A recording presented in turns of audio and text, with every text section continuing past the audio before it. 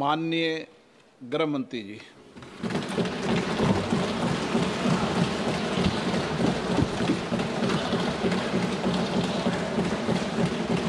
सम्माननीय अध्यक्ष जी, मैं आज पहलगांव में निर्दोष यात्रियों की नृशंस हत्या पाकिस्तानी आतंकवादियों के द्वारा जो की गई और उसके जवाब में देश के प्रधानमंत्री जी ने दृढ़ इच्छा शक्ति का परिचय कराते हुए ऑपरेशन सिंदूर की सेना को परमिशन दी और हमारे वीर जवानों ने सटीकता बहादुरी के साथ पाक स्थित आतंकवादी अड्डों को चूर चूर करने का काम किया।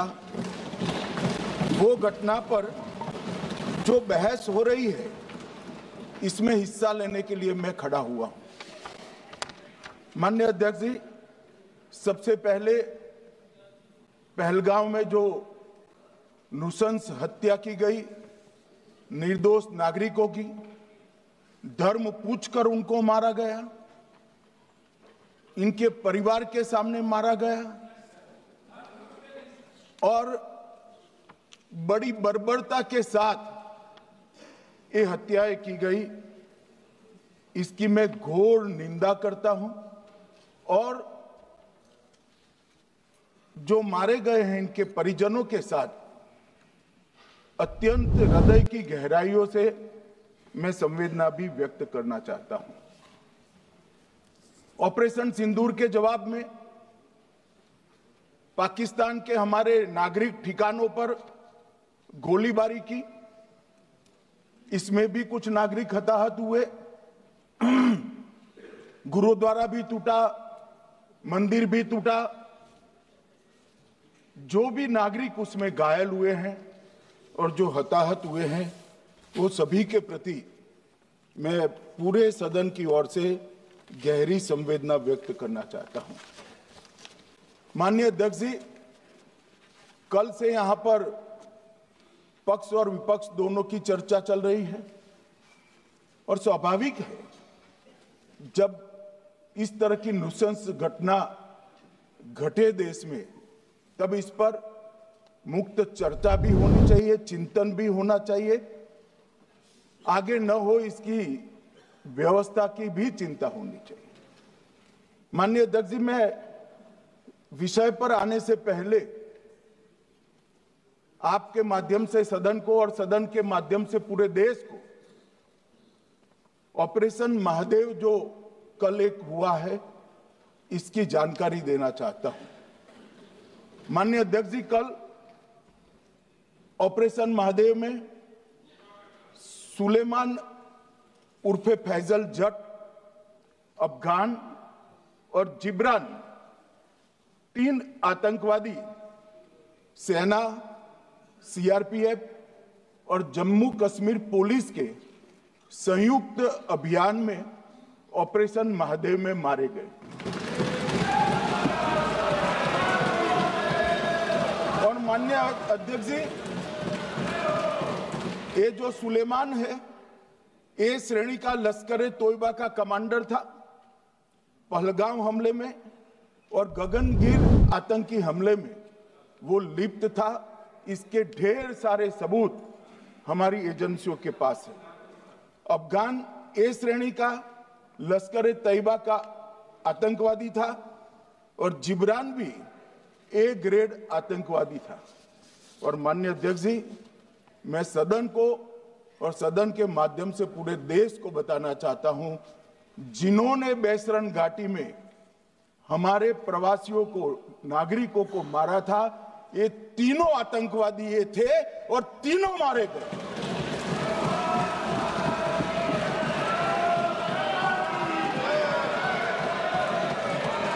और मान्यवर,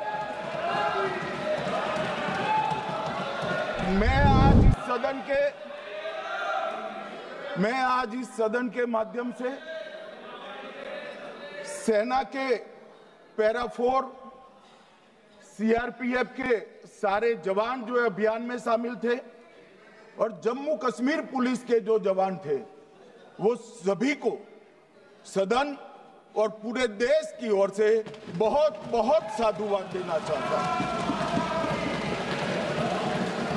माननीय अध्यक्ष जी, मैं इस ऑपरेशन महादेव के बारे में थोड़ा डिटेल में बताना चाहूंगा। ऑपरेशन महादेव की शुरुआत 22 मई 2025 को, एक प्रकार से तो जिस दिन हत्या हुई थी उसी दिन रात को 22 मई 2025 को हुई। जिस दिन हत्या हुई थी उसी दिन रात को एक सुरक्षा मीटिंग की गई थी जम्मू कश्मीर में। ये पूछ रहे थे, कोई गए नहीं, सिर्फ राहुल गांधी गए। अब आपकी आंख कौन से चश्मे से देख रही है मुझे मालूम नहीं। माननीय अध्यक्ष जी, 1 बजे हमला हुआ, मैं 5:30 बजे श्रीनगर में उतर चुका था। माननीय अध्यक्ष जी, अरे सुनो सुनो, मैं बताता हूँ ना 22 में, सुनो ना प्लीज, धैर्य रखकर सुनो, हमने आपको नहीं टोका है, सुनना पड़ेगा भाई, ऐसे नहीं चलेगा। माननीय अध्यक्ष जी, नहीं, पर बैठे बैठे मत बोलिए आप भी। माननीय अध्यक्ष जी, 23 अप्रैल को टिप्पणी मत करिए। एक सुरक्षा मीटिंग की गई। सभी सुरक्षा बल, सेना, CRPF, BSF, Jammu Kashmir police, और सबसे पहले उसमें निर्णय किया गया कि जो नृशंस हत्यारे हैं वो देश छोड़कर पाकिस्तान भाग न पाए, इसकी हमने पुख्ता व्यवस्था की और भागने नहीं दी। 22 मई को आईबी के पास एक ह्यूमन इंटेल आई और एक क्षेत्र के अंदर, दाची गांव क्षेत्र के अंदर आतंकवादियों की उपस्थिति की सूचना मिली। आईबी और सेना द्वारा दाचीकाम क्षेत्र में अल्ट्रा सिग्नल कैप्चर करने के लिए जो इंस्ट्रूमेंट हमारी एजेंसियों ने बनाए हैं, इसके द्वारा इस सूचना को पुख्ता करने के लिए मई से 22 जुलाई तक लगातार प्रयास किए गए। ठंड में ऊंचाइयों पर हमारे सेना के अधिकारी पैदल इनके सिग्नल प्राप्त करने के लिए घूमते रहे, आईबी के अफसर भी घूमते रहे, सीआरपीएफ भी घूमती रही, और मान्यवर 22 जुलाई को हमें सफलता मिली। सेंसर्स के माध्यम से आतंकवादी होने की पुष्टि मिल गई। तब 4 पैरा जो हमारी सेना का एक हिस्सा है, उसकी नेतृत्व में 4 पैरा के जवान, सीआरपीएफ के जवान और जम्मू कश्मीर पुलिस के जवान मान्यवर एक साथ ये आतंकवादियों को घेरने का काम किया। सेना, सीआरपीएफ, जम्मू कश्मीर पुलिस की मीटिंग भी की गई। जो 5 ह्यूमन एसेट्स थे उनको भी वहां भेजा गया, और कुल मिलाकर कल जो ऑपरेशन हुआ, इसमें हमारे निर्दोष नागरिकों को मारने वाले तीनों आतंकी मौत के घाट उतार दिए। मान्यवर, तीनों के नाम मैंने बताए हैं, सुलेमान उर्फे फैजल जट, अफगान और जिब्रान। मान्यवर, वो तो एक आशंका थी कि यही लोगों ने घटना की है, मगर मैं बाद में एनआईए की जांच पर आता हूं, एनआईए ने पहले से ही इनको, जिन्होंने आसरा लिया था, वो लोगों को गिरफ्तार कर रखा था। उनको खाना पहुंचाने वाले लोगों को अपने कब्जे में रखा था। तो जब आतंकवादियों के शव श्रीनगर आए, इनसे पहचान कराई गई। 4 लोगों ने पहचान लिया, यही 3 लोग थे जिन्होंने पहलगांव में आतंकी घटना को, मगर हमने इस पर भी भरोसा नहीं किया मान्यवर, कोई जल्दबाजी नहीं की। हमने जो आतंकी घटना स्थान से कारतूस मिले थे वो कारतूस का एफएसएल रिपोर्ट पहले से करा कर रखा था और चंडीगढ़ सेंट्रल एफएसएल के अंदर बैलिस्टिक रिपोर्ट के आधार पर उनका रिपोर्ट तैयार था। जब ये कल आतंकवादी मारे गए, इनकी 3 राइफलें पकड़ी गई। एक M9 अमेरिकन राइफल थी और 2 AK-47 राइफल थी। जो कारतूस मिले थे वो भी M9 और AK-47 के भी थे, मगर हमने इससे भी संतोष नहीं माना।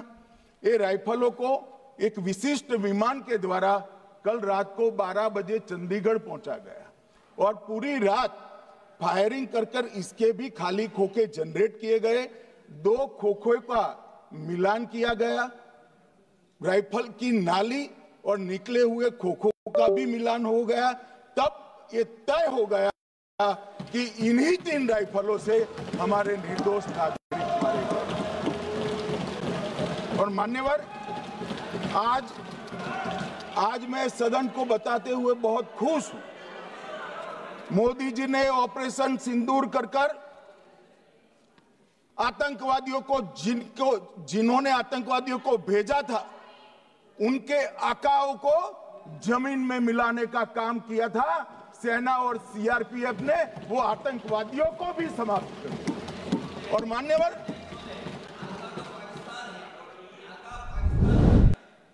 कौन पाकिस्तान से आपकी बात होती है क्या? अरे बैठ जाओ भाई।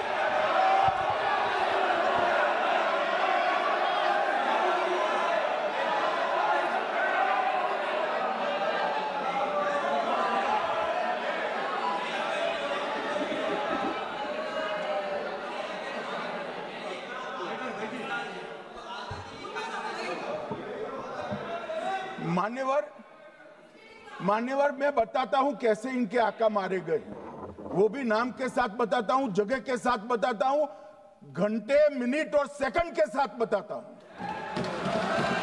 मान्यवर, मैं तो अपेक्षा करता था कि जब एक सूचना सुनेंगे पक्ष विपक्ष में खुशी की लहर दौड़ जाएगी, मगर ये स्याही पड़ गई इनके चेहरे। ये क्या है मान्यवर? किस तरह की पॉलिटिक्स? भाई, आतंकवादी मारे गए, आपको इसका भी आनंद नहीं है?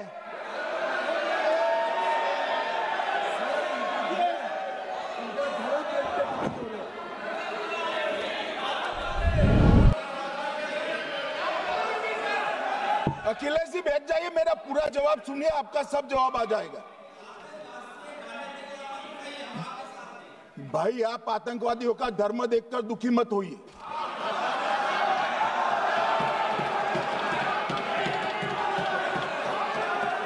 अखिलेश बैठ जाइए यार।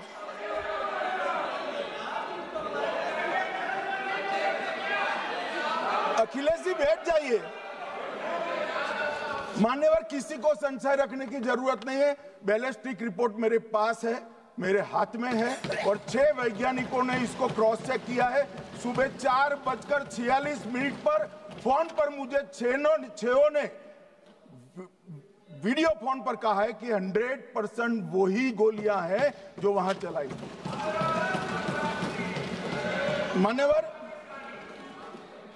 ये हमारे देश की सेना, सीआरपीएफ और जम्मू कश्मीर पुलिस, ये तीनों का एक साझा बहुत बड़ा कामयाबी है, जिस पर 140 करोड़ को नाज होना चाहिए, देश की जनता को नाज। मान्यवर, मैं तो गया था वहां पर जब ये घटना हुई। दूसरे दिन इनके परिजनों को मिला था। 6 दिन की शादी वाली बच्ची विधवा होकर मेरे सामने खड़ी थी। आज तक मैं वो दृश्य नहीं भूल सकता।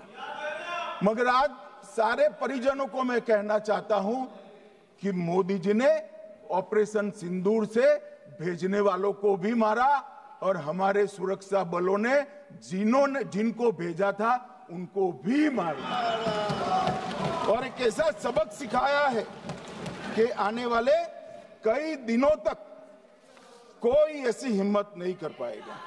मान्यवर, मैं थोड़ा एनआईए की जांच के बारे में भी बताना चाहूंगा। मान्यवर, जिस दिन लश्कर-ए-तोयबा ने और इसके आउटफिट टीआरएफ ने इसकी जिम्मेदारी ली, उसी दिन हमने तय कर लिया था कि ये जांच एनआईए को सौंप दी जाएगी, क्योंकि एनआईए आतंकवाद के केसों की जांच के लिए, वैज्ञानिक तरीके से जांच करने के लिए और सजा कराने के लिए महारत हासिल की हुई विश्व मान्य एजेंसी है, जिसका सजा कराने का दर 96% से ज्यादा है। मान्यवर, हमने तुरंत ही इसकी जांच एनआईए को दे दी। हमने पूरी व्यवस्था की, सेना, बीएसएफ, सीआरपीएफ और जम्मू कश्मीर पुलिस ने कि लोग देश छोड़कर भाग न जाए। और मान्यवर, इसकी जांच की शुरुआत हुई। एक थकाने वाली बहुत लंबी जांच हुई है। जांच के दौरान मृतक के परिजन जो साथ में थे, उनको सभी को चर्चा किए गया। पर्यटकों, खच्चर वालों, पोनी वालों, फोटोग्राफर, कर्मचारियों, विभिन्न दुकान में काम करने वाले लोगों, कुल मिलाकर 1055 लोगों की लंबी 3000 घंटे से ज्यादा पूछताछ इंफॉर्मेशन के लिए की गई और इस सबको वीडियो पर रिकॉर्ड कर दिया गया। और बाद में इसके आधार पर स्केच बनाया गया और ढूंढते 22/6/25 को एक बशीर की पहचान की गई और परवेज की पहचान की गई, जिन्होंने आतंकवादी घटना के अगले दिन आतंकवादियों को शरण दी थी। उनको अपने ढोक में रखा था। वो दोनों को गिरफ्तार कर लिया गया। अब वो हमारी कस्टडी में है। दोनों गिरफ्तार अपराधियों ने खुलासा किया कि 21/4/25 की रात को 8 बजे 3 आतंकवादी बेसरन से लगभग 2 किलोमीटर दूर स्थित परवेज ढोक में आए थे। आतंकवादियों के पास AK-47 और M9 कार्बाइन थी। जो 2 आतंकवादियों ने काली पोशाक पहनी थी और एक ने छद्म वेश किया था। खाना खाया, चाय पी और ढोक से निकलते वक्त कुछ खाना, नमक, मिर्च और मसाले लेकर वो चले गए। मान्यवर, उस वक्त हमने जिन खोखों को रिकवर किया था, इसको हमने चंडीगढ़ FSL में टेस्टिंग के लिए भेज दिया। और जब चंडीगढ़ FSL में टेस्टिंग के लिए भेजा गया तो वही राइफल से एप्को आतंकी हमला हुआ था, वो भी निश्चित हुआ। तो आज इसके साथ साथ दूसरे एप्को आतंकी हत्या को अंजाम देने वाले आतंकियों का भी इसके साथ ही समाप्ति हुई है, उनको मार दिया गया है। मान्यवर, और इसके बाद में स्केच बनाया गया। गिरफ्तार किए गए दोनों आरोपियों की माता जो थी, उन्होंने ये तीनों आतंकियों के मृतदेहों को पहचान लिया है। दोनों आतंकवादी घटना में साथ लेने वाले उनके साथियों ने भी पहचान लिया है। और अब उसकी FSL की पुष्टि भी आज सुबह 4 बजे हो गई थी। अब मैं जांच का पूरा ब्यौरा बताना चाहता हूं। मान्यवर, ये हमले में 3 पाकिस्तानी आतंकवादी थे। हमले में 2 AK-47 और 1 M9 कार्बाइन का प्रयोग किया गया था। और अब जो पकड़े गए हैं, इसके सुलेमान के कारण एप्को का मामला भी आज रिजॉल्व हो रहा है और आतंकवादियों को पनाह देने वाले 2 स्थानीय लोगों को भी इस केस में पकड़ लिया गया है। अब मान्यवर, कल पूछते थे कहां से आए, कहां गए, किसकी जिम्मेदारी है। भाई, जिम्मेदारी हमारी ही है। हम सरकार में हैं, हमारी ही जिम्मेदारी है। मगर मैं पूछता हूं, जब आप सरकार में थे तब क्या क्या हुआ था, इसकी जिम्मेदारी किसकी थी और क्यों निर्वहन नहीं किया, वो भी बाद में पूछूंगा। जरा धीरज से सुनना। मगर मान्यवर, मुझे एक बड़ा दुख हुआ। कल इस देश के पूर्व गृह मंत्री चिदंबरम जी ने सवाल उठाया कि क्या प्रूफ है कि ये आतंकवादी पाकिस्तान से आए और मान्यवर कब उठाया? जब संसद में चर्चा होने वाली थी। क्या कहना चाहते हैं चिदंबरम साहब? किसको बचाना चाहते हैं? पाकिस्तान को बचाकर आपको क्या मिलेगा? वो ये कह रहे हैं कि और क्या है? मत जवाब दो।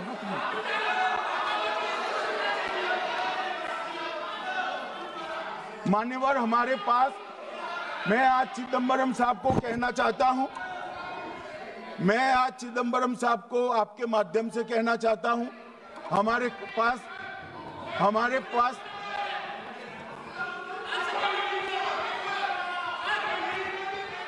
मान्यवर, हमारे पास प्रूफ है, वो भी मैं सदन के सामने रखना चाहता हूं कि तीनों पाकिस्तानी थे।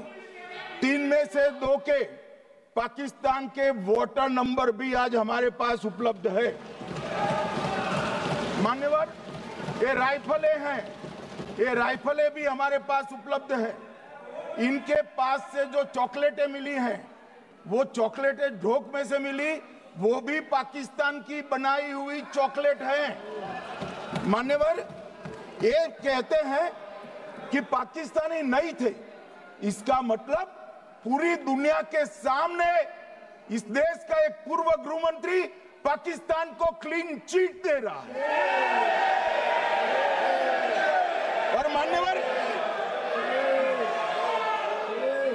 और मान्यवर, वो पाकिस्तानी आतंकवादी नहीं थे, ऐसा बोलकर श्री चिदंबरम अगर पाकिस्तानी आतंकवादी नहीं थे तो पाकिस्तान पर हमला क्यों किया, वो भी सवाल खड़ा कर रहे हैं। मान्यवर, आज पूरी दुनिया ने, हमारे संसद सदस्य गए थे, स्वीकारा था कि हमला पाकिस्तान ने किया है। और इस देश का गृह मंत्री जो कांग्रेस पार्टी से आता है, वो कहता है कि क्या सबूत है? अरे मुझसे मांगते, मैं दे देता। टीवी से मांगते हैं, पूरी दुनिया के सामने उजागर करते हैं, शख्स सुबह खड़ा करते हैं।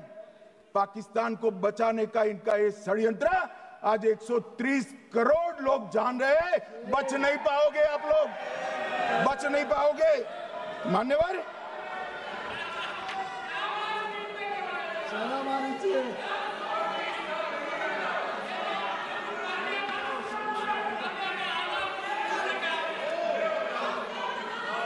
मान्यवर, अब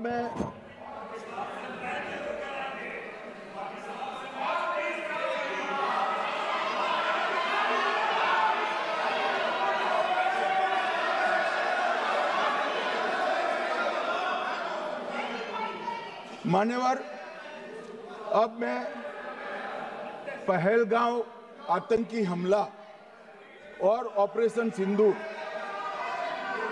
ये दोनों घटनाक्रम के लिए मान्यवर ये अभी से थक जाते हैं।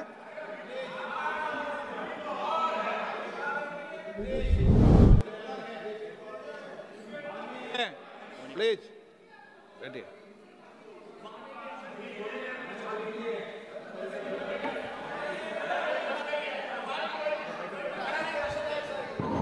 मान्यवर, मैं आपके माध्यम से कहना चाहता हूं, थोड़ा धैर्य रखे भैया, अभी तो शुरू हुआ है, अभी तो शुरू हुआ है। मान्यवर, मैं पहलगांव आतंकी हमला और ऑपरेशन सिंदूर के बारे में पूरा घटनाक्रम बताना चाहता हूं। कल ढेर सारे सवाल उठाए।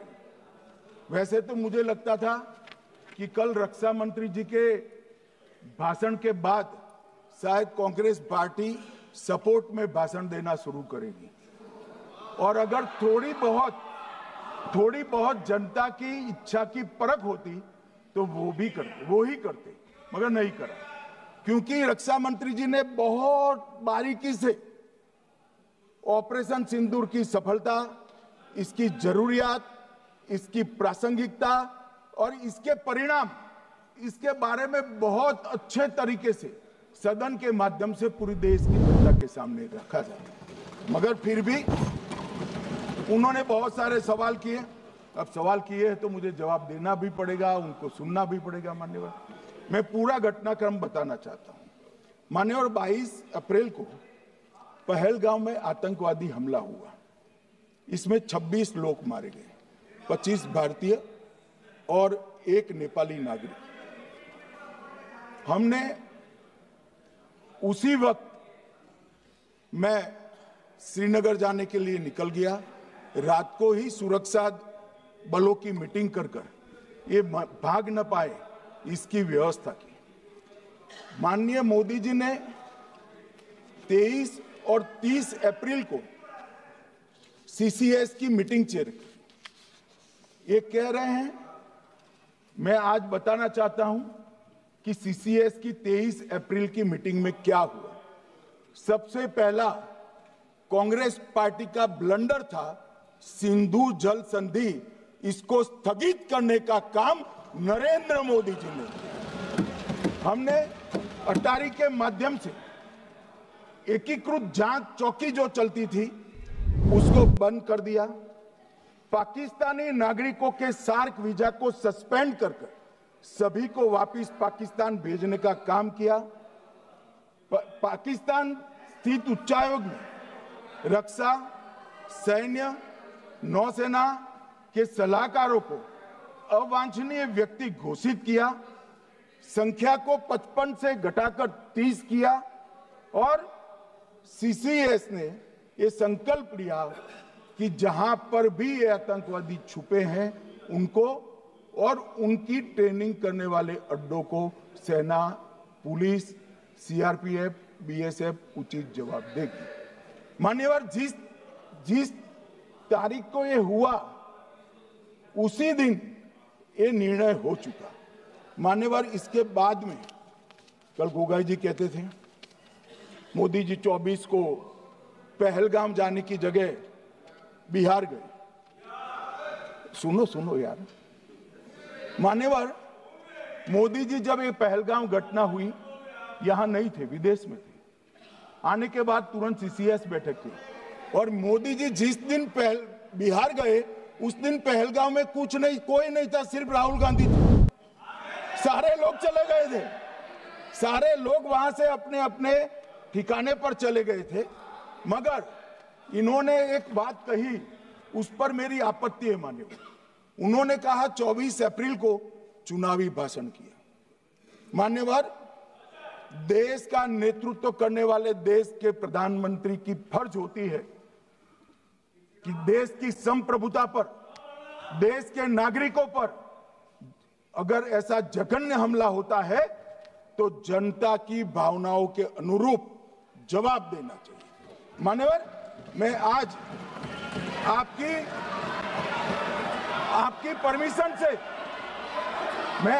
परमिशन से मोदी जी के बिहार भाषण के कुछ अंश पढ़ना चाहता हूं।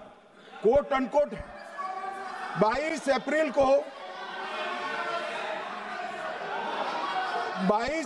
को पहलगाम का यह हमला केवल निहत्थे पर्यटकों पर नहीं बल्कि पूरे भारत की आत्मा पर एक दुस्साहसपूर्ण प्रहार है। आतंकवाद के प्रति दृढ़ और कड़ा रुख, आतंकियों और इसके हमले की साजिश रखने वालों की कल्पना से भी बढ़कर उनको सजा दी जाए। मान्यवर, महत्वपूर्ण है आतंकियों और इसकी साजिश रचने वाले दोनों को, आतंकियों की बची खुची जमीन भी मिट्टी में मिलाने का समय आ गया है।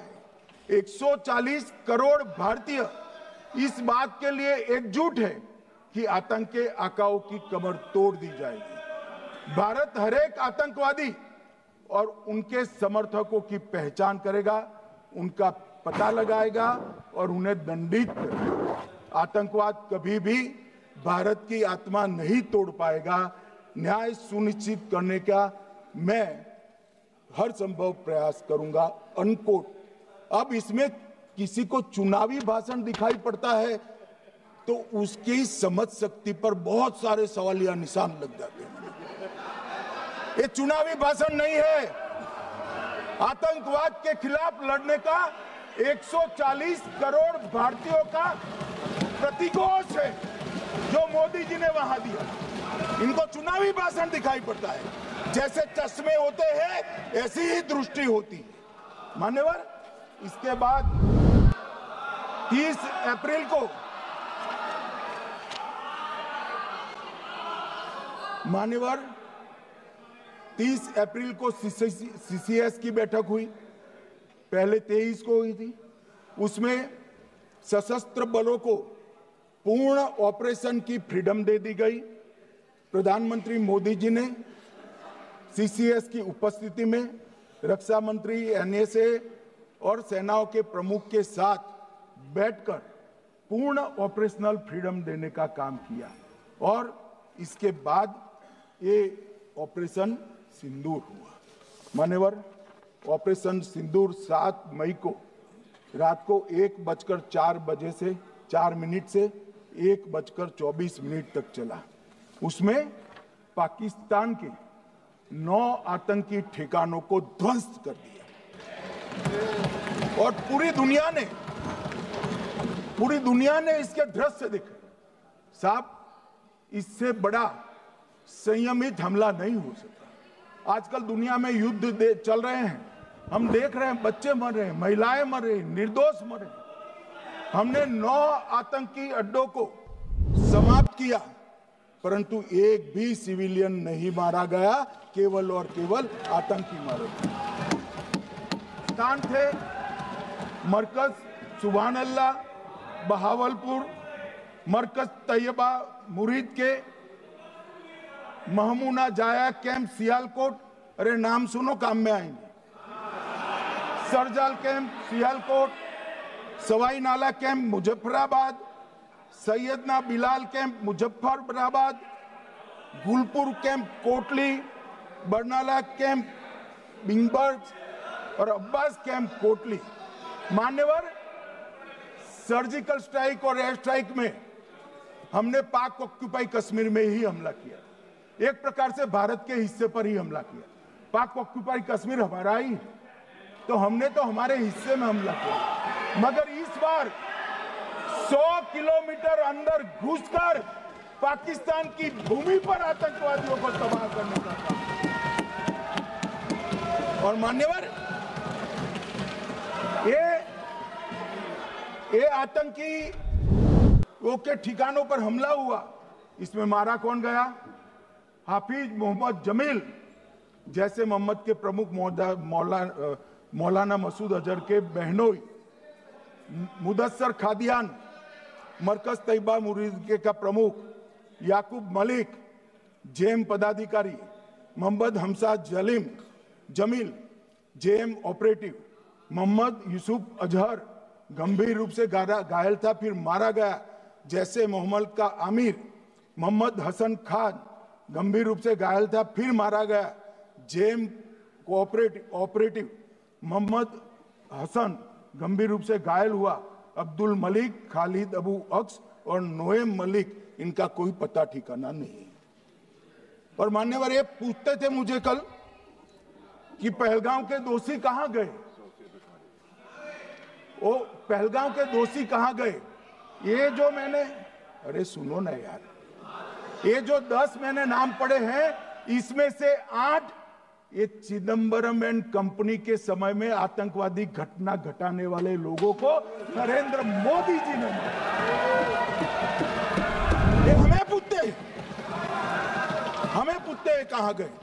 अरे भाई, आपके समय में जो छुप गए थे उनको चुन चुन कर हमारी सेना ने समाप्त कर दिया है। और ये 10 नहीं, कल राजनाथ जी घबराते घबराते बोले हैं, अब ऑथेंटिक शब्द का है, मैं बढ़ा नहीं सकता, मगर कम से कम 100 लोगों को हमारी सेना ने समाप्त, 100 से अधिक लोगों को हमारी सेना ने समाप्त करने का काम। मान्यवर, और इस पर भी गर्व नहीं कर सकते आप? इस पर भी गर्व नहीं कर सकते?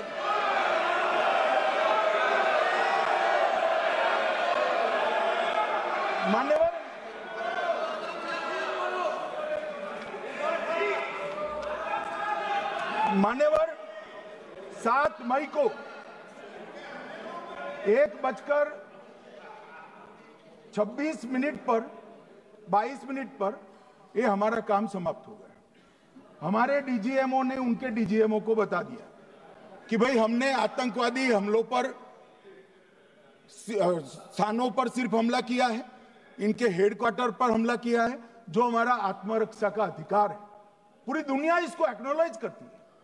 ऐसा नहीं हो सकता है मनमोहन सिंह के समय की तरह कि वो आकर मारेंगे और हम चुपचाप बैठे रहेंगे और जाकर चर्चा करेंगे। ये नरेंद्र मोदी सरकार, ऐसा नहीं हो सकता। डोजियर भेजते रहेंगे। मान्यवर, उरी में हमला हुआ, हमने सर्जिकल स्ट्राइक किया। पहलगाम में हमला हुआ, एयर स्ट्राइक करा, और अरे पुलवामा में हुआ, एयर स्ट्राइक करा, और पहलगाम में हमला किया। 100 किलोमीटर अंदर जाकर 9 अड्डों और 100 से ज्यादा आतंकवादी को समाप्त। मान्यवर, अब देखें, हमने तो हमला किया था पाकिस्तान स्थित टेररिस्ट ठिकानों पर। अब पाकिस्तान से गलती हो गई। टेररिस्ट ठिकानों पर जो हमला किया था उसको वो अपने पर का हमला मान बैठे और पूरी दुनिया में कहते थे कि हमारा टेररिज्म से कोई लेन देन नहीं है। ये तो अब ऐसे ही ग्रुप करते, हम तो विक्टिम है, जो मनमोहन सिंह ने सर्टिफाइड भी कर दिया था कि ये भी विक्टिम है। मान्यवर, मगर दूसरे दिन इनकी श्रद्धांजलि का कार्यक्रम हुआ और पाकिस्तान को मालूम नहीं पड़ा कि ये पूरी दुनिया देखेगी। सेना के आला अफसर उनके नमाजे जनाजा में उपस्थित हुए, उनके जनाजे को कंधा दिया और ये सारे आतंकवादियों के जनाजे के जुलूस के अंदर पाकिस्तानी सेना, इनके अफसर, आईएसआई के अफसर, वहां की पुलिस के अफसर अश्रुभीनी आंख के साथ जुड़े थे। और मान्यवर, ये सिंदूर ने पाकिस्तान को पूरी दुनिया में एक्सपोज कर दिया कि पाकिस्तान के अंदर टेररिज्म स्टेट स्पॉन्सर्ड टेररिज्म है। ये पूरी तरह से, मान्यवर, पूरी तरह से एक्सपोज हो गया। 8 मई को पाकिस्तान ने हमारे रिहायशी इलाकों में हमला किया, हमारे सेना के अड्डों पर हमला किया, मगर एक भी मिसाइल से उनका कुछ नुकसान नहीं कर पाई। बहुत नजदीक से की हुई गोलाबारी के कारण हमारे एक गुरुद्वारा टूटा, एक मंदिर टूटा, कुछ हमारे नागरिक हताहत हुए। और दूसरे दिन 9 मई को मोदी जी ने सेना को हुक्म दिया, एक मीटिंग करी, राजनाथ जी, मोदी जी, एनएसए, सेना के सारे अध्यक्ष, और जवाब देने का तय किया और उनके 11 एयरबेस को क्षतिग्रस्त करने का काम किया।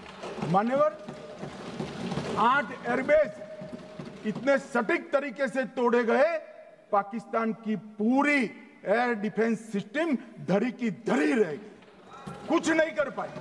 नूर खान चकलाला एयरबेस तोड़ दिया गया, मुरीद तोड़ दिया गया, सुगुर्दा तोड़ दिया गया, रफीकी तोड़ दिया गया, रहीम यार खान तोड़ दिया गया, जकोबाबाद तोड़ दिया गया, सुक्कुर और भोलारी भी तोड़ दिया गया। और सुक्कुर, लाहौर, अरिफवाला, चुनेन, जकोकाबाद और नया चोर, ये 6 रडार सिस्टम भी उनके पूरी तरह से ध्वस्त कर दिए। 2 surface to air guided weapon Lahore और ओकारा में इनका जखीरा भी समाप्त कर दिया गया। और मान्यवर, ये हर चीज में पॉलिटिक्स करते, हर चीज में। जब उन्होंने हमारे रिहायशी इलाकों पर हमला किया, फिर भी हमने इनके रिहायशी इलाकों पर हमला नहीं किया, सिर्फ इनके एयरबेस और एयर डिफेंस सिस्टम को निशाना बनाया और उनकी आक्रमण करने की क्षमता को पंगु कर रख दिया। हमारी पूरी सेना, पूरी वायुसेना, पूरी नौसेना अक्षुण्ण थी और उनकी हमला करने की क्षमता को हमने छिन्न विछिन्न कर दिया। पाकिस्तान के पास शरण में आने के अलावा और कोई चारा ही नहीं था। इसलिए मान्यवर, इसलिए 10 मई को डीजीएमओ ने, पाकिस्तान के डीजीएमओ ने भारत के डीजीएमओ को फोन किया और 5 बजे हमने इस संघर्ष को विराम किया। अब मान्यवर,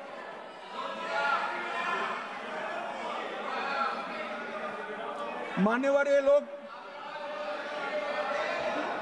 लोग कल सवाल उठा रहे थे कि इतनी अच्छी पोजीशन में थे, आपने युद्ध क्यों नहीं किया?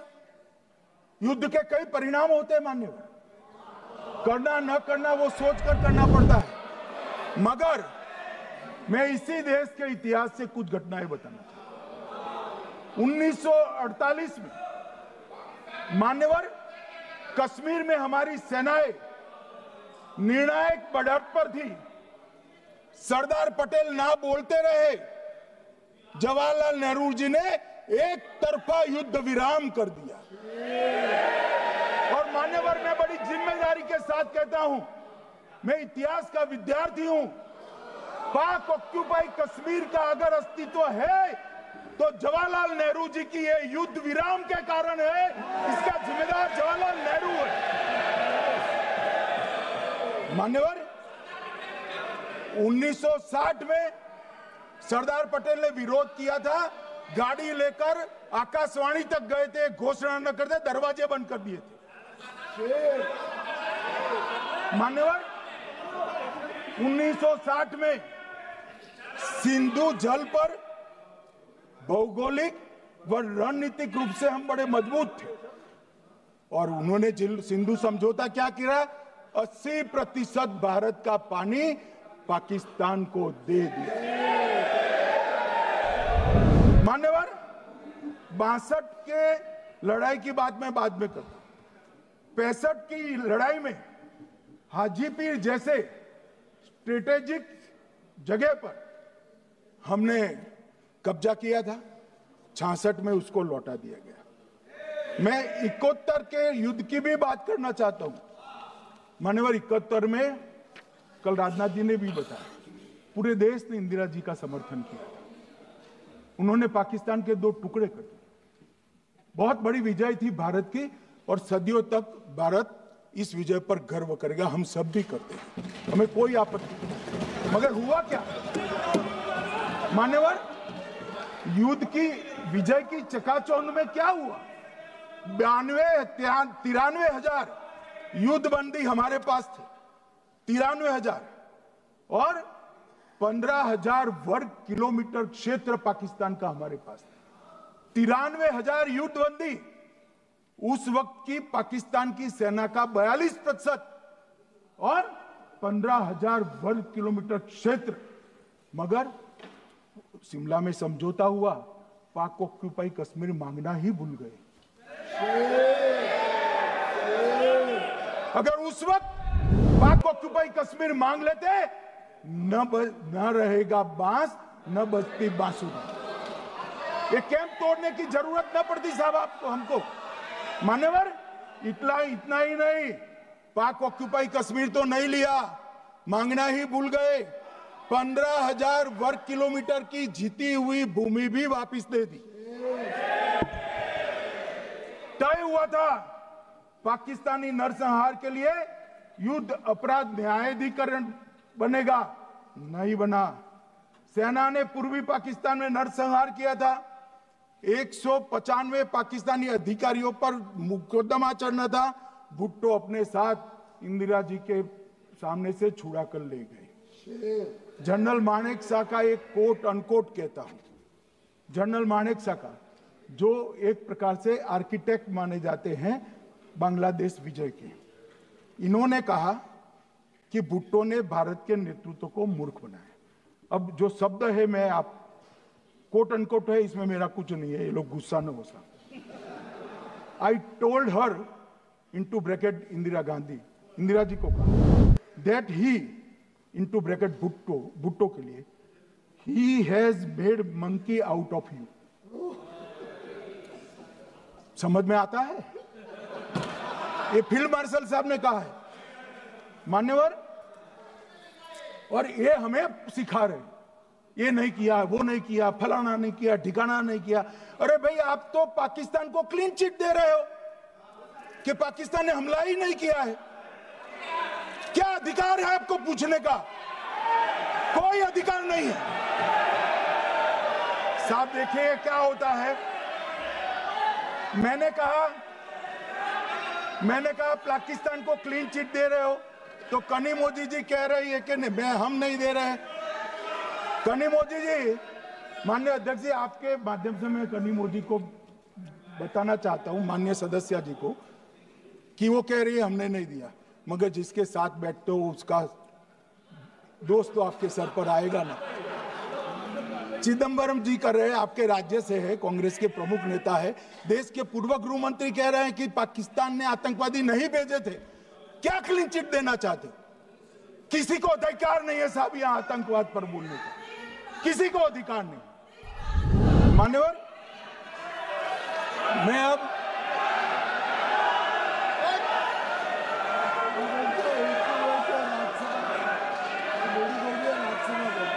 मान्यवर, मैं उनको बताना चाहता हूं, अभी आधा भी नहीं हुआ है, जरा सुनो।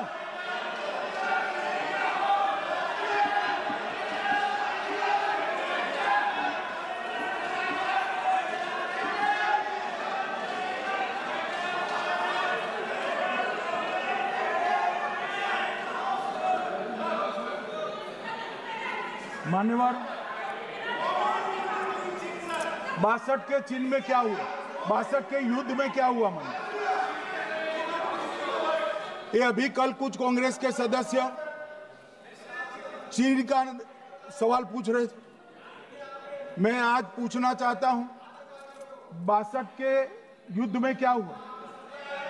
38,000 वर्ग मीटर, पूरा सदन ध्यान से सुने, 38,000 वर्ग मीटर अक्साई चीन का हिस्सा चीन को दे दिया गया,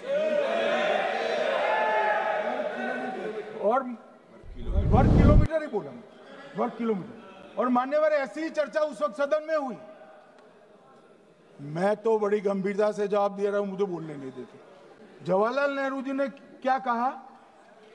वहां घास का एक तिनका भी नहीं उगता है, वो जगह को क्या करे? तो एक संसद सदस्य ने, नेहरू जी का सर मेरे जैसा था, महावीर प्रसाद त्यागी जी ने कहा कि आपके सर पर भी एक बाल नहीं, वो चीन बेच दे क्या? मान्यवर इस तरह से जवाब देते थे, नॉन सीरियस टाइप के जवाब। और कल गोगोई जी बड़ा बड़ा उछल उछल कर बोल रहे थे। अरे गोगोई जी, आपको मालूम है उन्होंने चीन के बारे में, आसाम के बारे में क्या क्या था? आसाम को आकाशवाणी पर बाय बाय कह दिया था। रिकॉर्डिंग है, रिकॉर्डिंग है।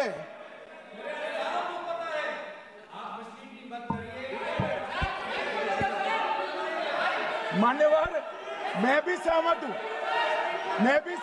पूरे आसाम को पता है। मान्यवर,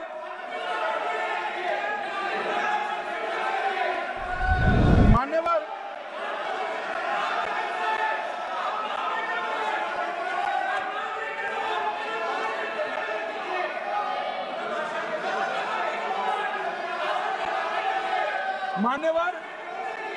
मुझे मालूम है पूरे आसाम को पता है, इसीलिए तो वो विरोध पक्ष में बैठे हैं वहां पर आसाम में, पूरे आसाम को पता है। और मान्यवर,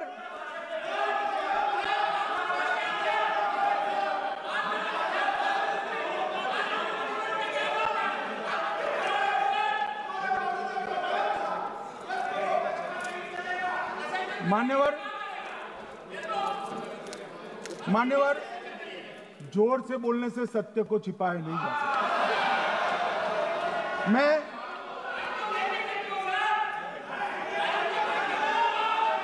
मान्यवर, मैं selected works of Jawaharlal Nehru series volume 29 पृष्ठ 231 पर से एक जवाहरलाल नेहरू जी के पत्र को कोट करना चाहता हूं।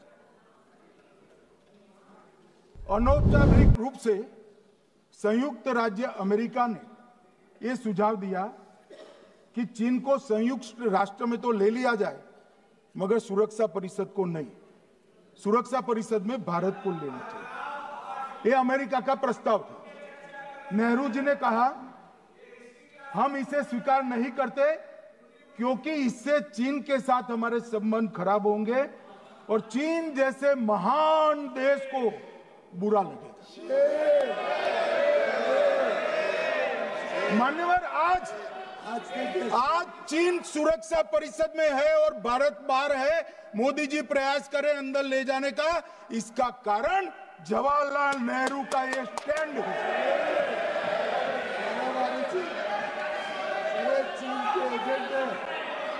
और मान्यवर, ये तो पीढ़ी दर पीढ़ी चलता आ रहा है। राजीव गांधी फाउंडेशन ने चीन के साथ एमओयू कर दिया। अब कहते नहीं है कि एमओयू में क्या था, ये तो बताओ भाई, क्या एमओयू किया था राजीव गांधी फाउंडेशन ने? और जब डोकलाम में हमारे सेना के जवान चीन की सेना के सामने आंख में आंख डालकर बैठे थे, वो चीन के राजदूत के साथ राहुल गांधी मीटिंग कर रहे थे। ये मान्यवर ऐसा नहीं है। जवाहरलाल नेहरू, सोनिया गांधी, राहुल गांधी, तीन पीढ़ी तक के चीन का प्रेम उतरता जा रहा है। मान्यवर,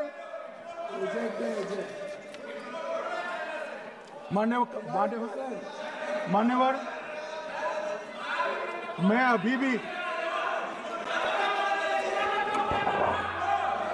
अभी भी एक बात इस महान सदन के माध्यम से देश की जनता को कहना चाहता हूं, जो मेरी मान्यता है। ये सारी आतंकवाद की जड़ पाकिस्तान है और पाकिस्तान कांग्रेस पार्टी की भूल है। पार्टीशन स्वीकार न करते पाकिस्तान कभी न होता। इन्होंने पार्टीशन को स्वीकार कर देश को तोड़ा है। मान्यवर, कल विदेश मंत्री जी बता रहे थे शर्म अल शेख सम्मेलन का बलूचिस्तान ब्लंडर, जिसने पाकिस्तान को हमारे साथ चर्चा करने के लिए इक्वल फुटिंग पर ला दिया। मान्यवर, अब ये टेररिज्म की बात करते हैं। मैं इसमें भी पूरे देश की जनता को टेररिज्म की विगत 20 साल की स्थिति से अवगत कराना चाहता हूं। मान्यवर, अटल जी की सरकार थी। 2002 में टेररिज्म को समाप्त करने के लिए अटल जी की सरकार, एनडीए की सरकार, भाजपा सरकार पोटा का कानून लेकर आई।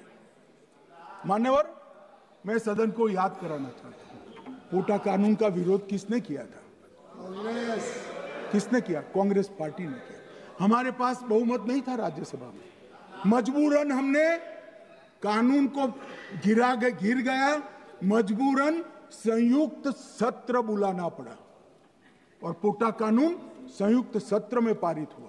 देश नहीं भूल सकता मान्यवर। और पोटा कानून को रोककर आज भी कांग्रेस पार्टी के नेता जब बोले तब कहे, पोटा कानून को रोककर किसको बताना चाहते थे आप? किसको बचाना चाहते थे? पोटा तो आतंकवादियों के खिलाफ था। पोटा को रोककर अपनी वोट बैंक का उल्लू सीधा करने के लिए आप आतंकवादियों को बचाना चाहते। और मान्यवर, 2004 में अटल जी की सरकार गई, मनमोहन सिंह, सोनिया गांधी की सरकार आई। आते ही पहला काम क्या किया मान्यवर? पहली ही कैबिनेट में पोटा कानून को रद्द कर दिया। मैं फिर से पूछता हूं, किसके फायदे के लिए कांग्रेस पार्टी ने पोटा कानून रद्द किया? जवाब दीजिए जरा यहां पर। और मान्यवर, इसके बाद क्या हुआ? 2004 के दिसंबर में पोटा कानून रद्द हुआ। 2005 में अयोध्या में रामलल्ला के टेंट पर हमला हुआ, आतंकवादी मारे गए। मुंबई लोकल ट्रेन 2006, 5 में रामलला पर हमला, 6 में मुंबई ट्रेन में बम धमाके 187 लोग मारे गए। 2006 डोडा उधमपुर में हिंदुओं पर हमला, 34 लोग मारे गए। 2007 हैदराबाद 44 लोग मारे गए। 2007 यूपी लखनऊ वाराणसी 13 लोग मारे गए। रामपुर सीआरपीएफ कैंप वहां पर हमला हुआ 2008 में। 2008 में श्रीनगर के आर्मी के काफिले पर हमला हुआ, 10 सुरक्षा बल मारे गए। मुंबई आतंकी हमला 2008 में हुआ, 246 लोग मारे गए। जयपुर में 8 बम धमाके हुए, 64 लोग मारे गए। 2008 में अहमदाबाद में 21 बम धमाके हुए, 57 लोग मारे गए। दिल्ली में 2008 में 5 धमाके हुए, 22 लोग मारे गए। और पुणे की जर्मन बेकरी 17 लोग मारे गए। वाराणसी में 10 में धमाका हुआ, 11 में मुंबई में 3 धमाके हुए, 27 लोग मारे गए। अब मैं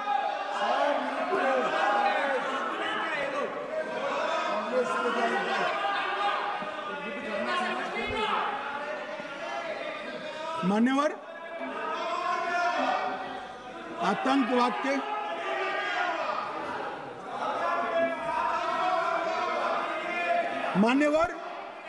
आतंकवाद के खिलाफ लड़ाई होती, कभी वो हमला करते हैं, मगर सवाल ये है कि इन्होंने 5 से 11 के बीच में 27 जघन्य हमले किए, 1000 के करीब लोग मारे गए।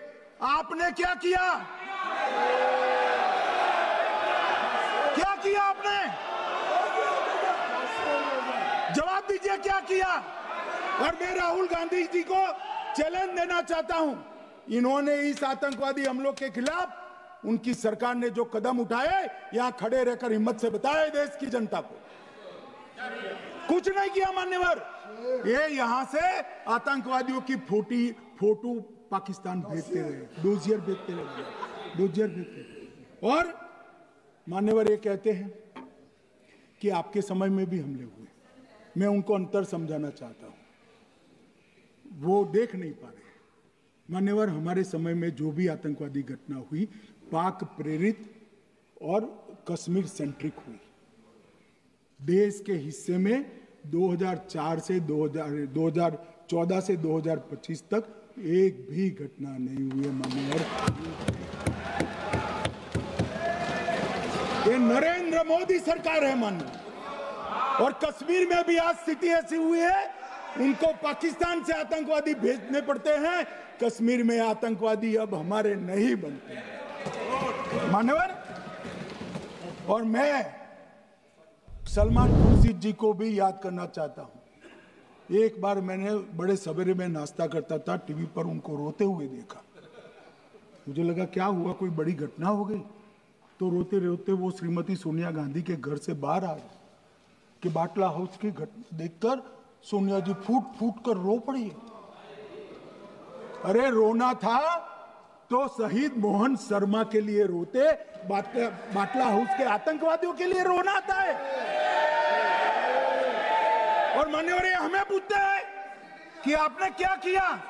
कोई अधिकार नहीं है पूछने का, कोई अधिकार नहीं है मान्यवर। और ये हमें पूछते थे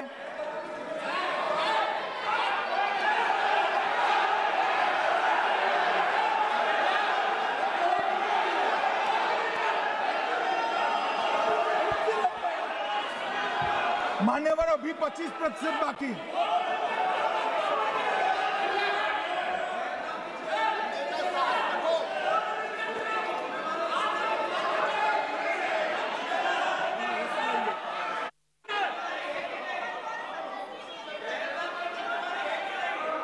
बैठिए, जवाब दे रहे हैं ना आपका, जवाब दे रहे हैं आपका।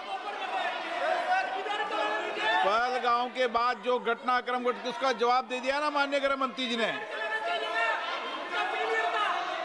आपने पूछा आतंकवादियों क्या हुआ, आतंकवादियों का जवाब दे दिया। क्या पूछना चाहते हैं आप? आपने हर सवाल पूछा, हर सवाल जवाब सुनिए। माननीय गृह मंत्री जी।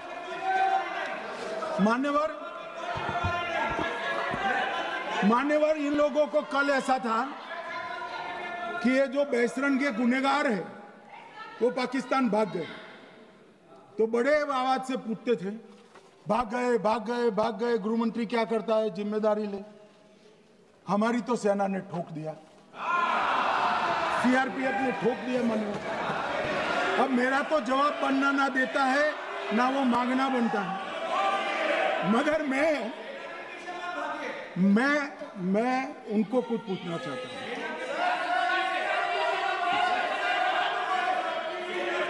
मान्यवर,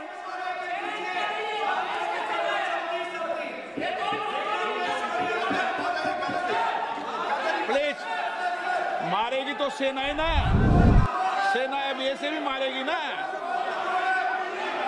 तो वो भी ये कह रहे हैं सेना और सीआईएसएफ ने मारा।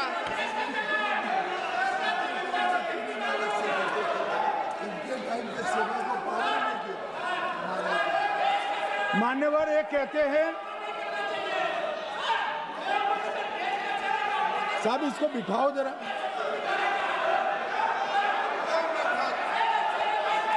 हाँ, प्लीज बैठिए बैठिए बैठिए बैठिए बैठिए।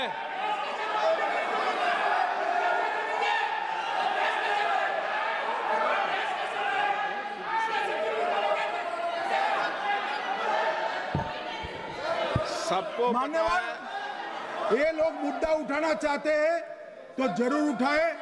मैं आज सुबह ही सलमान खुर्शीद जी का वो इंटरव्यू मेरे मोबाइल में रिजर्व कर आया हूं। आप जब भी कहोगे ये पूरे टीवी पर बताने के लिए मैं तैयार हूं। सेव कर आया हूं। इनकी इच्छा है तो कल एक समय तय करिए, यहां बता दीजिए चारों टीवी में, और देश की जनता भी देख लो।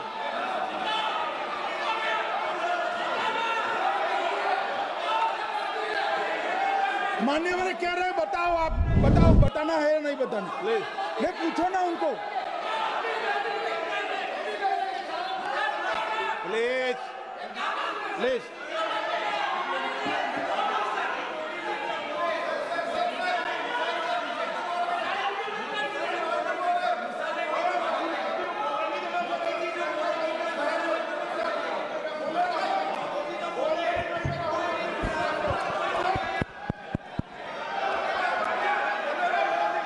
बिट्टू बैठ जाओ।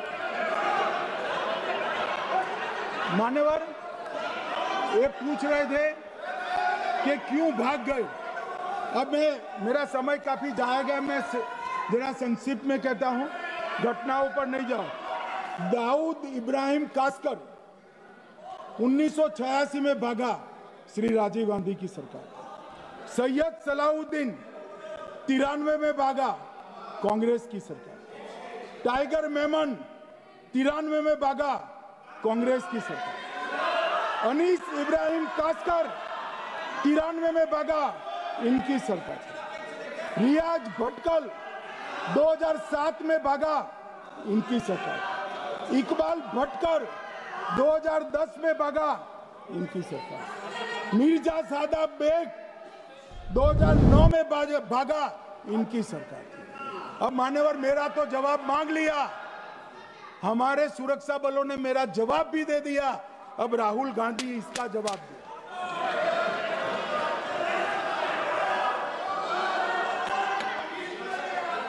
मान्यवर, अब मैं कश्मीर के विषय में मैं बात करना चाहता हूं।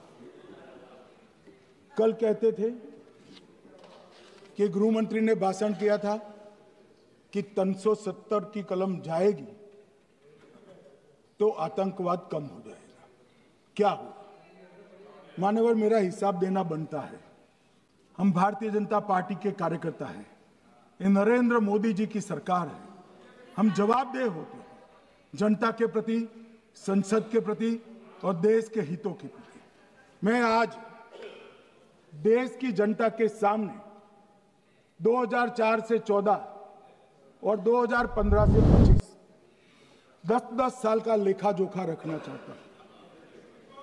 2004 से 14 में अखंड सोनिया मनमोहन की सरकार थी 10 साल की, और 15 से 25 अखंड रूप से नरेंद्र मोदी जी की सरकार। कश्मीर में टेरर इंसिडेंट 7,217 हुए थे 2004 से 14 में। 70% की कमी के साथ 2150 हो गए 1525। नागरिकों की मृत्यु 2004 से 14 में 1770 हुई, 2015 से 25 में कम होकर 357 हो गई, 80%।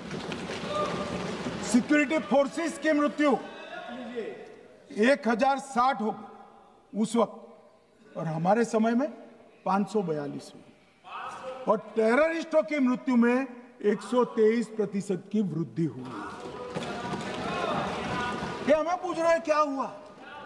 आंकड़े से भाग नहीं सकते भाई, आंकड़े से भाग नहीं सकते। और अब मैं कहता हूं कि धारा 370 ने कश्मीर में आतंकवादी इकोसिस्टम को नष्ट कर दिया है, जिस धारा 370 को आपने इतने साल तक बचा कर।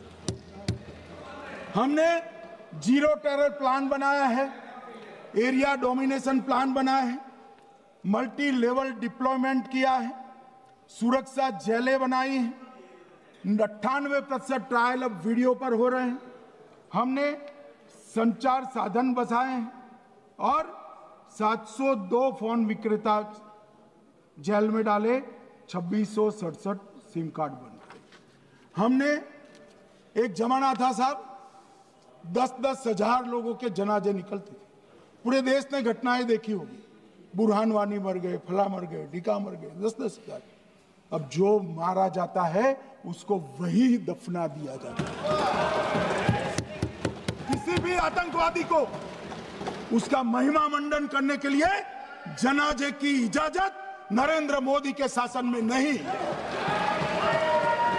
मान्यवर, आतंकवादियों के सगे वाले और समर्थक चुन चुन कर हमने नौकरियों से निकाले, पासपोर्ट रद्द कर दिए हैं, गवर्नमेंट कॉन्ट्रैक्ट रद्द कर दिए हैं, 75 से ज्यादा आतंकी समर्थकों को कोर्ट से ऑर्डर लेकर सरकार से बर्खास्त कर दिया गया है। बार काउंसिल उनके समर्थकों से भरी थी, सस्पेंड कर नया लोकप्रिय चुनाव हमने कराया है। मान्यवर, कई संगठन बैन करे, मैं बाद में बताता हूं। विशेष यूएपीए अदालतें बनाई हैं, लगभग मार्च 22 से 25 के बीच में यूएपीए के 2267 मामले हमने जब्त किए हैं, दर्ज किए हैं, 374 कुर्की की है। और परिणाम क्या है मान्यवर? ये पूछ रहे हैं परिणाम क्या है? शुतुरमुर्ग वृत्ति से अगर मिट्टी में सर रखकर बैठोगे तो कुछ नहीं, सूर्य भी नहीं दिखेगा। मान्यवर, परिणाम आया है। पहले ऑर्गेनाइज्ड टॉन्ट पेल्टिंग साल की 2654 होती थी एवरेज इनकेस में। कितनी मान्यवर? 2654 पथराव होते हैं, 2024 में 0 हो गए। मान्यवर, ऑर्गेनाइज हड़ताल पाकिस्तान से ऐलान करते थे, घाटी बंद रहती थी। पाकिस्तान की भी हिम्मत नहीं है, घाटी में भी हिम्मत नहीं है। इनके समय में साल में 132 दिन घाटी बंद रहती थी, अब ऑर्गेनाइज हड़ताल 3 साल से 0 है। मान्यवर, टॉन्ट पेल्टिंग में नागरिकों की मृत्यु हर साल 112 होती थी, 3 साल से नागरिकों की मृत्यु 0 है। मान्यवर, जख्मी होते थे 6235 लोग टॉन्ट पेल्टिंग में, आज 0। मान्यवर, आज मैं बताता हूं, एक समय में हुर्रियत के नेताओं को यहां वीआईपी ट्रीटमेंट मिलता था, हुर्रियत के साथ चर्चा करते थे, और ये हुर्रियत वाले आते थे, रेड कारपेट पूरा रोड खाली कर सीधा आता था, और मनमोहन सरकार के दूत इनके साथ चर्चा करते थे। सारे हुर्रियत के कंपोनेंट हमने बैन कर दिए हैं, सारे जेल की सलाखों के पीछे।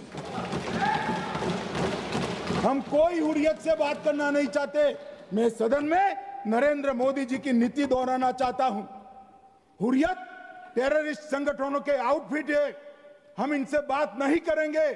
हम अगर किसी से बात करेंगे तो घाटी के युवाओं के साथ बात करेंगे, हुर्रियत के साथ बात। मान्यवर, चुनाव के दौरान डर का माहौल होता था, अब 98.3% मतदान हुआ पंचायत चुनाव। कांग्रेस की बंद बहिष्कार का समय बंद हो गया। सेपरेटिस्ट बात करना चाहते थे, अब वो नहीं कर सकते। और मान्यवर, 2019 के बाद हमने कितने संगठन बैन करे, मैं बोलना चाहता हूं, थोड़ा समय चाहिएगा मान्यवर। The TRF, people's anti fascist front, Tehreek ul Mujahideen, Jamaat ul Mujahideen Bangladesh Hindustan, Jammu Kashmir Ghaznavi force, Khalistan tiger force, Hizb ut Tahrir, Jamaat Islami, जो जमात इस्लामी ने पूरे पाकिस्तान के अंदर एक प्रकार से अलगाववाद का जहर घोला, वो जमात इस्लामी आज बंद कर दिया गया। Jammu Kashmir Liberation Front, Jammu Kashmir Democratic Freedom Party, Muslim League Jammu Kashmir, Tehreek Hurriyat, Muslim Conference Sumji गुट, Jammu Kashmir National Front, Jammu Kashmir People's Freedom League, Jammu Kashmir People's League, Jammu Kashmir Ittehadul Musalman Awami Action Committee, Sikhs For Justice और पॉपुलर फ्रंट ऑफ इंडिया को भी हमने बैन किया। और ये शांति ऐसे नहीं हुई है। और ये कहते हैं कि एक भी घुसपैठ नहीं होती है। कभी गए हो आप पाकिस्तान? तो कई बार गए हो गया, सीमा पर गए हो पाकिस्तान, तो कई बार गए हो। फिर से बोलता हूं, सीमा पर गए हो, सीमा के माध्यम से पाकिस्तान गए हो।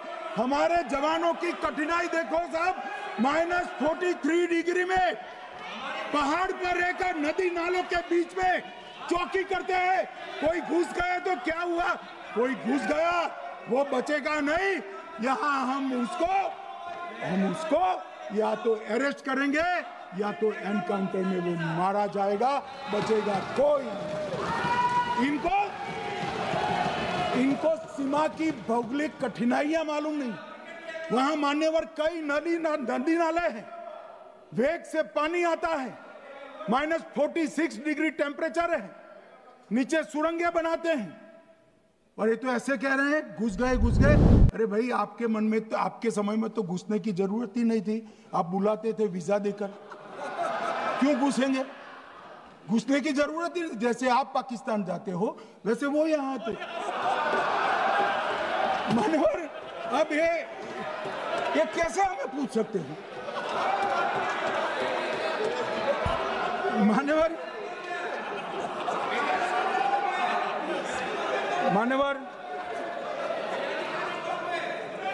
मैं समझ रहा हूं मान्यवर, मैं समझ रहा हूं पोटा का विरोध करने वाले को नरेंद्र मोदी की आतंकवादी विरोधी नीति नहीं पसंद आई। मैं समझ रहा हूं पोटा रद्द करने वाले को नरेंद्र मोदी जी की एंटी टेरर नीति पसंद नहीं आई। मैं समझ रहा हूं टेररिस्टों का बचाव कर वोट बैंक बनाने वालों को एक कोई नीति पसंद नहीं आएगी। मानवर, इसका विरोधी होना है। परंतु मैं आज एक बात यहाँ सदन के सामने आपके माध्यम से सदन को और दुनिया को बताना चाहता हूँ। मानवर, ये नरेंद्र मोदी सरकार है, टेररिज्म के खिलाफ हमारी जीरो टॉलरेंस की नीति है, ऑफर है, और हम विजयी हो। और मान्यवर, मैं फिर से अंत में ऑपरेशन महादेव में जुड़े हुए सेना, CRPF और जम्मू कश्मीर पुलिस के सभी जवानों को 2 हाथ जोड़कर प्रणाम कर बहुत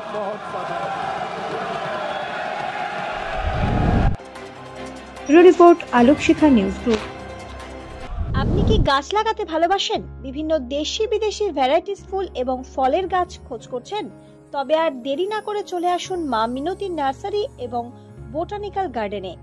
পরিচালনায় সুমনা নাথ। আমাদের ঠিকানা কমল কুমারী দেবী মডেল স্কুল মোড়, রঘুনাথগঞ্জ, মুর্শিদাবাদ।